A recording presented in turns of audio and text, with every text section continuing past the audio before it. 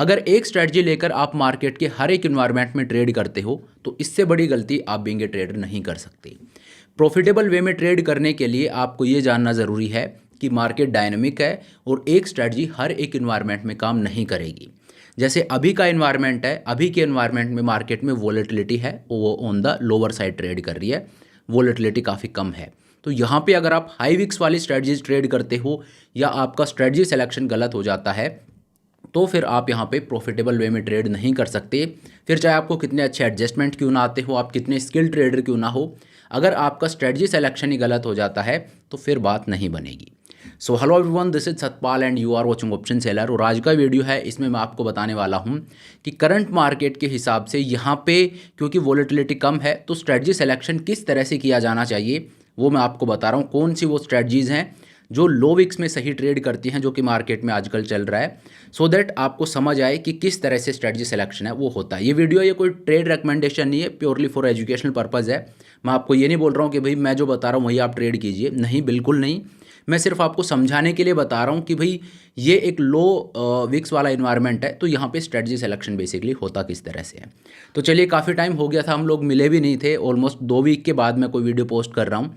तो इस वजह से आई थॉट कि एक मीनिंगफुल वीडियो, एक अच्छा जिसमें आपको एक वैल्यू मिले वो मैं लेकर आऊँ। तो चलिए वीडियो को पूरा देखिएगा, पूरे फोकस के साथ आप देखिएगा, कमाल का वीडियो रहने वाला है। तो चलिए टाइम को वेस्ट नहीं करते, मैं सीधा आपको स्क्रीन के ऊपर लेकर चलता हूँ और बताता हूँ कि कौन सी वो स्ट्रेटजीज़ हैं जो इस टाइम पे लो विक्स में ट्रेड करने के लिए सबसे ज़्यादा सूटेबल हैं। तो देखिए, ये मैं आपको स्क्रीन के ऊपर ले आया हूँ। यहाँ पे सबसे पहली जो स्ट्रेटजी कौन सी है, देखिए मार्केट में वॉलेटिलिटी है वो कम है, तो वॉलेटिलिटी कम होती है तब ये बोला जाता है कि ऑप्शन सेलिंग नहीं करना चाहिए। ठीक है, ऑप्शन सेलिंग नहीं करना चाहिए, ऑप्शन बाइंग की तरफ जाना चाहिए।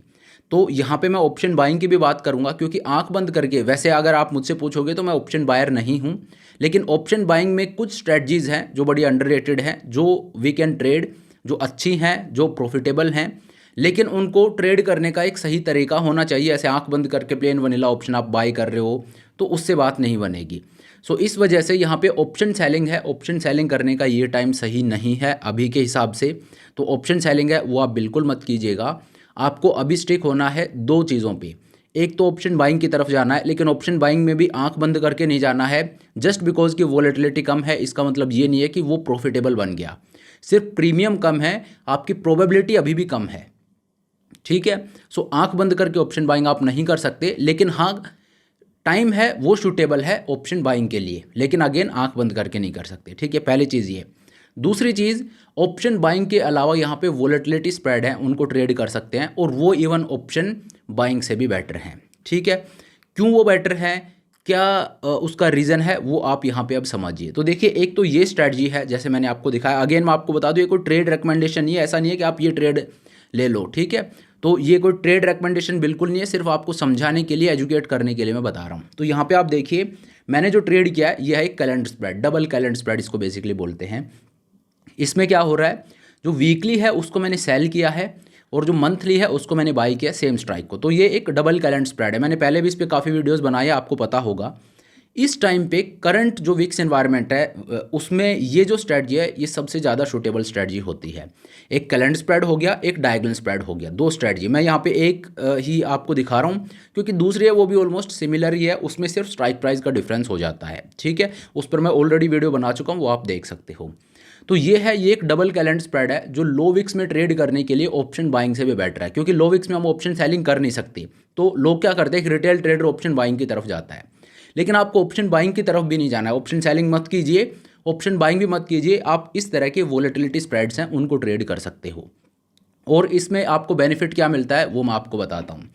देखिए, मेन बेनिफिट है वो आप यहाँ पे इसके ग्रीक्स वाला जो ये है इसको ओपन कीजिए। यहाँ पे देखिए, सबसे पहली चीज़ कि यहाँ पे आपका जो डायरेक्शनल बायस है वो ऑलमोस्ट डेल्टा न्यूट्रल रहता है, बहुत ज़्यादा नहीं होता है। ठीक है, तो पहली चीज़, आप जो नॉर्मली हम लोग ट्रेड करते हैं, हम कोई डायरेक्शनल व्यू नहीं ले रहे हैं, नॉन डायरेक्शनल स्ट्रेटजी ट्रेड कर रहे हैं बिना ऑप्शन सेल किए। आमतौर पे नॉन डायरेक्शनल जो स्ट्रेटजी होती है वो ऑप्शन सेलिंग की होती है, जैसे स्ट्रैडल, स्ट्रैंगल, इस तरह की।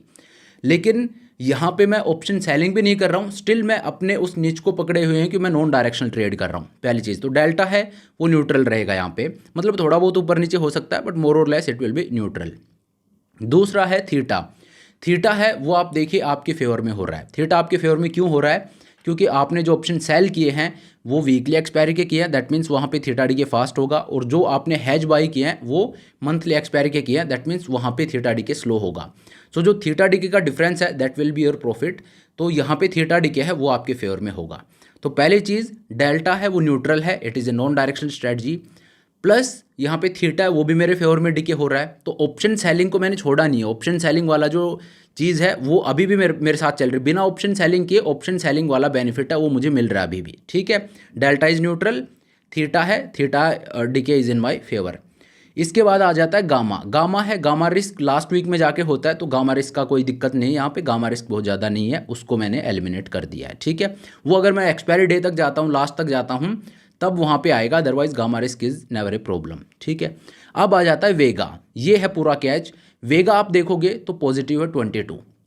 अब वेगा पॉजिटिव है, ये एक स्लाइटली डिफरेंट वो हो गया, जो ऑप्शन सेलिंग होता है उससे अलग। ऑप्शन सेलिंग में क्या होता है, जब हम ऑप्शन सेल करते हैं तो वेगा को शॉर्ट करते हैं, यहाँ पे मैंने वेगा को लॉन्ग किया है इस स्ट्रेटजी के थ्रू, ठीक है। तो ये एक चीज़ है जो ऑप्शन सेलिंग से बिल्कुल अलग है, ठीक है।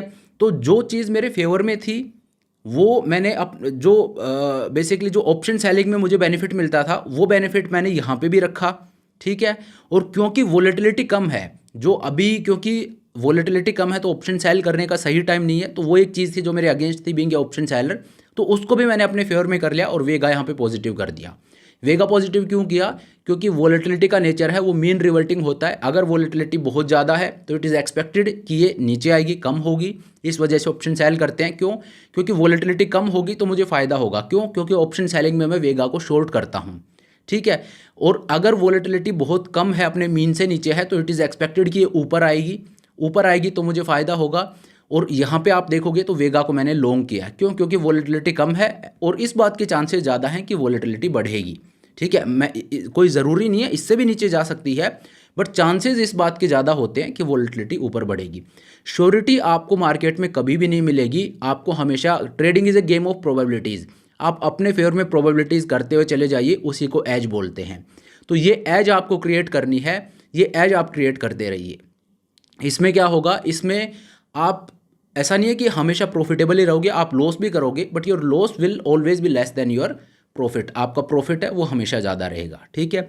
तो ग्रीक्स को जब आप देखोगे तो सही पिक्चर क्लियर होगी। क्यों मैं वोलेटिलिटी स्प्रेड्स का बोल रहा हूँ, यहाँ पे डेल्टा है, न्यूट्रल है, जो कि ऑप्शन सेलिंग वाला ट्रेड है, मुझे मिल रहा है बेनिफिट। थीटा है वो मेरे फेवर में हो रहा है, जो ऑप्शन सेलिंग में मिलता है। लो वोलेटिलिटी है, ऑप्शन सेलिंग में लो वोलेटिलिटी में ऑप्शन सेल करना सही नहीं था, तो वेगा है वो यहाँ पे पॉजिटिव है, वो मुझे एक एडवांटेज मिल गया। तो इट इज़ ए, आप ये मान लीजिए कि बोथ वर्ल्ड्स का मुझे वो मिल गया है। Delta is neutral, theta is positive and vega है, वेगा भी यहाँ पे मैंने लॉन्ग कर दिया क्योंकि मार्केट में वोलेटिलिटी कम है। तो एक तो ये स्ट्रेटजी होगी। अब इसमें ये तो मैंने डबल कैलेंडर दिखा, इसी तरह से डबल डायगनल है, उसको भी आप ट्रेड कर सकते हो। तो double calendar plus double diagonal ये स्ट्रेटजी है, ये तो बेस्ट है इस एनवायरनमेंट में ट्रेड करने के लिए, ठीक है। इसके अलावा ऑप्शन बाइंग की जो मैंने शुरू में बात की थी, वो स्ट्रेटजी कौन सी होगी, तो ऑप्शन बाइंग की मैं हमेशा बोलता हूँ कि ये बहुत अंडररेटेड स्ट्रेटजी है, और इस स्ट्रेटजी का नाम है बुल कॉल स्प्रेड या beer put spread. Bull call spread और बियर पुट स्प्रेड है, इसको आप ट्रेड कर सकते हो। क्यों, क्योंकि मार्केट में वॉलेटिलिटी है वो कम है, मार्केट में वॉलेटिलिटी कम है, तो ये भी एक लॉन्ग वेगा ट्रेड है। मैं आपको दिखाता हूँ, यहाँ पे आप आ जाइए, वेगा अगर आप देखोगे तो इट इज़ पॉजिटिव, तो ये एक लॉन्ग वेगा ट्रेड है, दैट मीन्स। लेकिन उसके साथ एक चीज़ और मैं आपको बता दूँ, अनलाइक एक कैलेंडर और डायगनल, यहाँ पे आपका डायरेक्शनल बायस रहेगा, ये नॉन डायरेक्शनल नहीं है, ठीक है। तो ऑप्शन बाइंग जब हम करते हैं तो वी नो कि भाई हम एक डायरेक्शन को प्ले कर रहे हैं, वो नॉन डायरेक्शनल है। Option selling is non directional, वहाँ पे हम नॉन डायरेक्शनल ट्रेड बनाते हैं। लेकिन अगर मैं बाइंग कर रहा हूँ तो ऑब्वियसली मेरा मार्केट को लेके एक व्यू है। तो अगर आपका मार्केट को लेके कोई व्यू नहीं है तो स्टिक टू कैलेंडर और डायगनल। और अगर आप डायरेक्शनल प्ले करना चाहते हो तो वहाँ पे बुल कॉल स्प्रेड और बियर पुट स्प्रेड, ये आप ये मान लीजिए बेस्ट पिक्स हैं इस टाइम पे जो वॉलेटिलिटी है उसमें। क्यों, क्योंकि यहाँ पे जो वेगा है वो आप लॉन्ग करके काम करते हो, ठीक है।